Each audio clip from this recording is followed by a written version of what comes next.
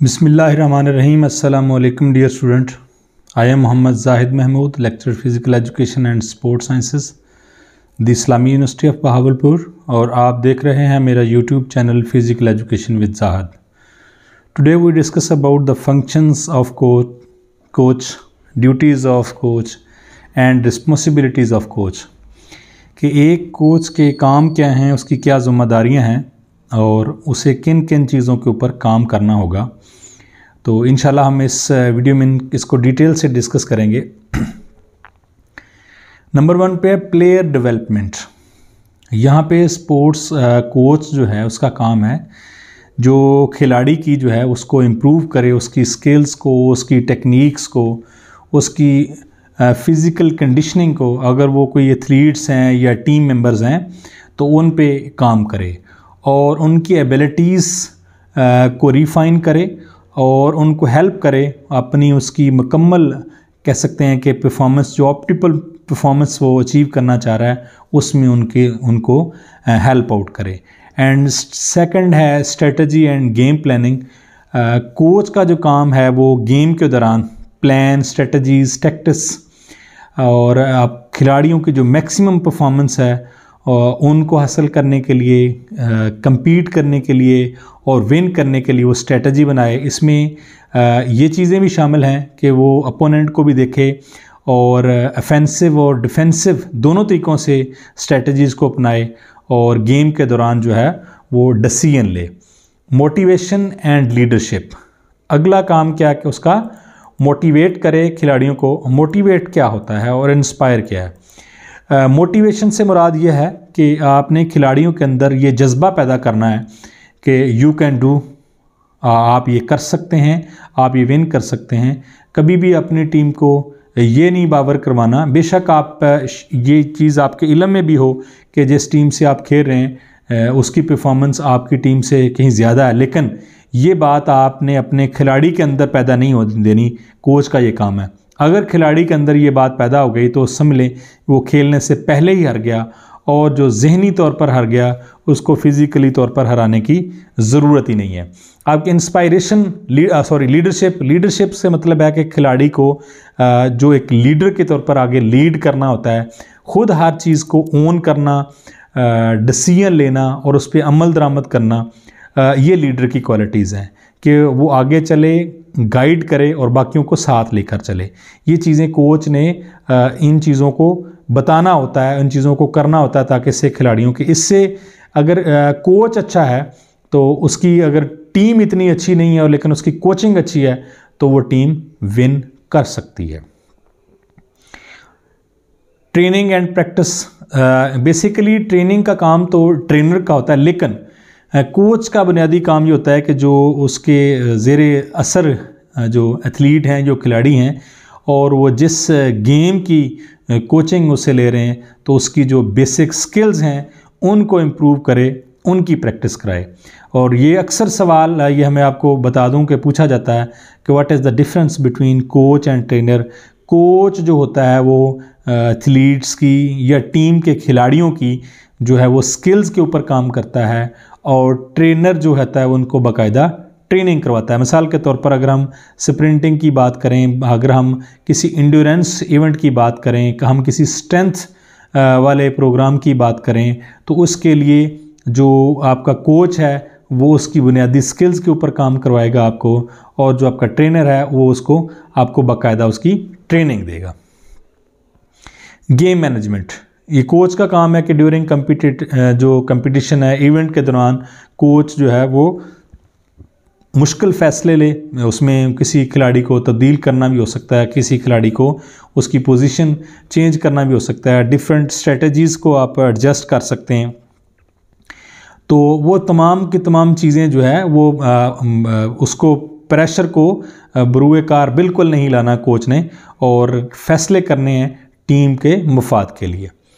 अब कोच का एक और सबसे अहम काम है जो प्लेयर की एवेल्युएशन करना और उसकी सिलेक्शन करना।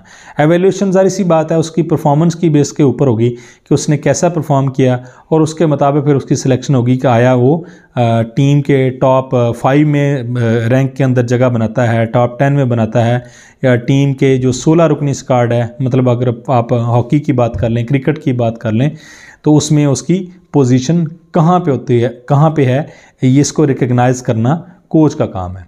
स्किल इंस्ट्रक्शन, जो कि पहले मैं बात कर चुका हूँ कि कोच जो है उनका यही काम होता है कि जो एडवांस स्किल्स हैं, जो ज़रूरी स्किल्स हैं स्पेसिफिक स्पोर्ट्स की, टेक्निक्स हैं, टैक्टिक्स हैं, ये गेम स्पेसिफिक स्ट्रेटजीज़ हैं, उनके ऊपर वर्कआउट करे और खिलाड़ी के अंदर या एथलीट के अंदर या टीम के अंदर उनकी स्किल्स को पॉलिश करे, उनको बेहतर से बेहतर करे और उनमें इम्प्रूवमेंट लेके आए, उनमें इन्हेंसमेंट लेके आए। उसके बाद है जी टीम बिल्डिंग। ये सबसे टीम इवेंट्स के अंदर, जिस तरह हम स्पोर्ट्स कोहीन की बात करते हैं कि टीम को एक जान होना चाहिए, वो कोई टीम कभी भी नहीं लड़ सकती जो टीम एक साथ नहीं है।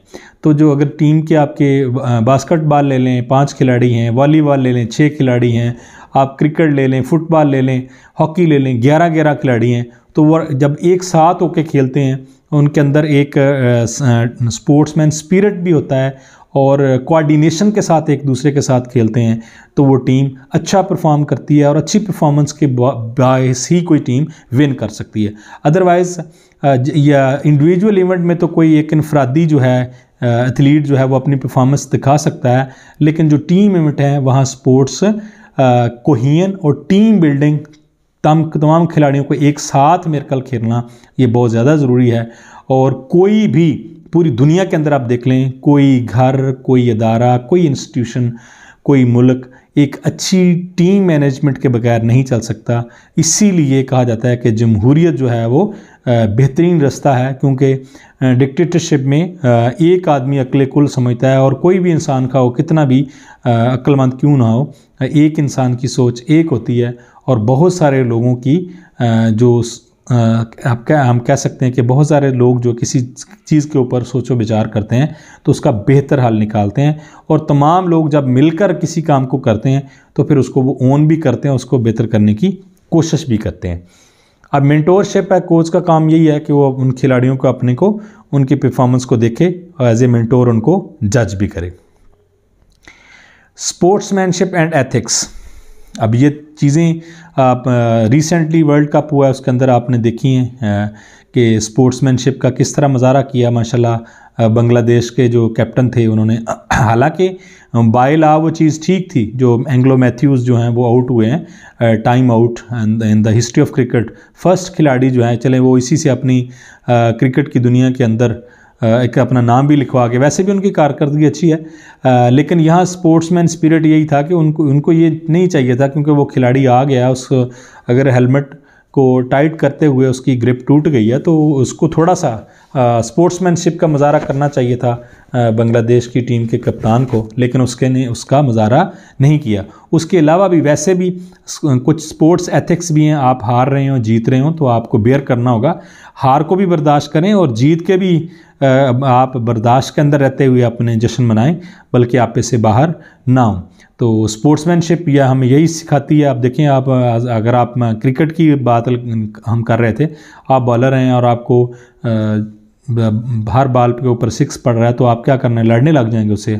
अगर अंपायर ने आपको, अब तो ये सिलसिला शुरू हो गया लेकिन वो भी एक महदूद हद तक है कि जो रिव्यू वाला सिलसिला है, लेकिन अगर अंपायर आपको गलत आउट दे दे तो फिर क्या आप अंपायर से लड़ना शुरू कर देंगे? नहीं, आपको अपनी मेहनत के अपने आप को जो है ना वो दुनिया को दिखाना है, क्योंकि आगे भी मैचेस हैं, आगे भी ज़िंदगी है, ये सिर्फ एक मैच या एक ही मौका नहीं आपके पास।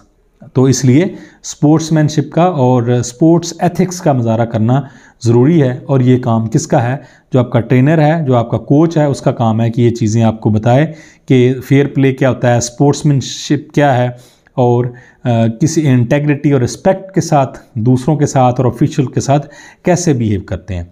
कम्युनिकेशन, इफेक्टिव कम्युनिकेशन जो है ना ये बहुत ज़्यादा ज़रूरी है, क्योंकि कोच इफेक्टिव कम्युनिकेशन से मुराद यह है कि कोच आपको बताना क्या चाह रहा है, जो वो आपको ट्रांसफ़र करना चाह रहा है। यानी आप अगर आप समझें कि मैं यहाँ चाइनीज़ के अंदर जो बहुत अच्छी तकरीर कर दूँ और आप सारे जो है ना उर्दू समझने वाले लोग बैठे हों, तो मेरी वो जितनी मर्ज़ी पाए की तकरीर है या वो इन्फॉर्मेशन है उसका कोई फ़ायदा नहीं है। यानी कोच को अपने खिलाड़ियों को सुनना चाहिए। सुनना से मुराद उनकी बुनियादी ज़रूरतें क्या हैं, ठीक है, उनकी स्किल्स की इम्प्रूवमेंट के हवाले से, और वो जो मैसेज उनको देना चाहता है आया कि वो मैसेज उन तक पहुंच रहा है, वो उसको समझ रहे हैं, ये कम्युनिकेशन है। और कम्युनिकेशन के अंदर अगर आप इसको डीपली देखें तो उसमें सबसे अहम चीज़ स्पीकिंग नहीं होती, इसमें सबसे अहम चीज़ लिसनिंग है। बोलना तो बहुत सारे लोग जानते हैं, लेकिन सुनना जो है वो बहुत कम लोग जानते हैं। तो इसलिए स्पोर्ट्स जो कोच है उसकी कम्युनिकेशन स्किल्स भी बेहतर होनी चाहिए कि जो वो मैसेज दूसरे लोगों तक पहुंचाना चाह रहा है क्या दूसरे लोग भी वो समझ रहे हैं, तो इसका मतलब आपकी कम्युनिकेशन इफेक्टिव है। लेकिन अगर आप जो बात समझाना चाह रहे हैं वो उनकी समझ में नहीं आ रही या वो उस तरह से उन तक नहीं पहुंच रही, तो फिर आपकी कम्युनिकेशन स्किल जो हैं वो खुद इम्प्रूव होने वाली हैं। तो ये थे कि चंद एक चीज़ें कि जो स्पोर्ट्स कोच के अंदर इन चीज़ों का होना ज़रूरी है, उसका ये काम है, उसकी ये रिस्पॉन्सिबिलिटी है, उसकी ये ज़िम्मेदारी है कि अगर वो किसी टीम की, किसी खिलाड़ी की, किसी इंडिविजुअल की, किसी एथलीट की कोचिंग कर रहा हो तो इन चीज़ों का जानना और इस पर अमल करना कोच के लिए ज़रूरी है।